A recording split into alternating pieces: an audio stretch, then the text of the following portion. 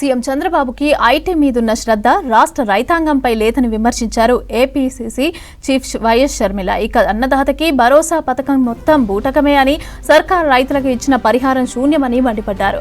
రాష్ట్రంలో అకాల వర్షాలతో తీవ్ర పంట నష్టం జరిగిందని తెలిపారు. 22 జిల్లాల్లో 158 మండలాల్లో 1.5 ఎకరాల్లో పంట నీటిపాలైందన్నారు. పత్తి, వరి, మొక్కజొన్న, కూరగాయల పంటలు పనికి రాకుండా పోయాయని అన్నారు. పంట మొత్తం వర్షార్పణం అయిందని ఎక్స్లో పోస్ట్ పెట్టారు. ఆరుగాలం పడ్డ శ్రమ మొత్తం కళ్ల ముందే నీటిపాలైందని రైతులు కన్నీరు పెట్టుకుంటున్నారని తెలిపారు షర్మిల.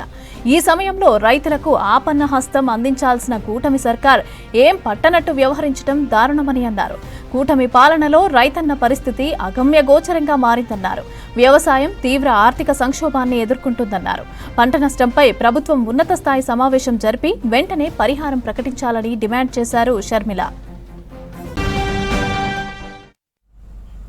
సీఎం చంద్రబాబుకి ఐటీ మీదున్న శ్రద్ధ రాష్ట్ర రైతాంగంపై లేదని విమర్శించారు ఏపీసీసీ చీఫ్ వైఎస్ షర్మిల.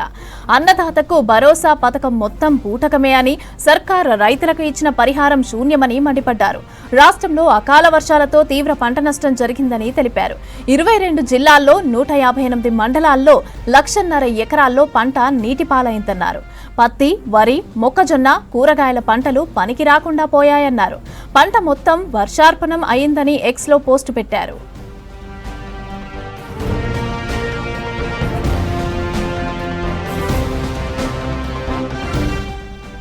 ఆరుగాలం పడ్డ శ్రమ కళ్ల ముందే నీటిపాలైందని రైతులు కన్నీరు పెట్టుకుంటున్నారని తెలిపారు షర్మిల. ఈ సమయంలో రైతులకు ఆపన్న హస్తం అందించాల్సిన కూటమి సర్కార్ ఏం పట్టనట్టు వ్యవహరించడం దారుణమన్నారు. కూటమి పాలనలో రైతన్న పరిస్థితి అగమ్యగోచరంగా మారిందన్నారు. వ్యవసాయం తీవ్ర ఆర్థిక సంక్షోభాన్ని ఎదుర్కొంటుందన్నారు.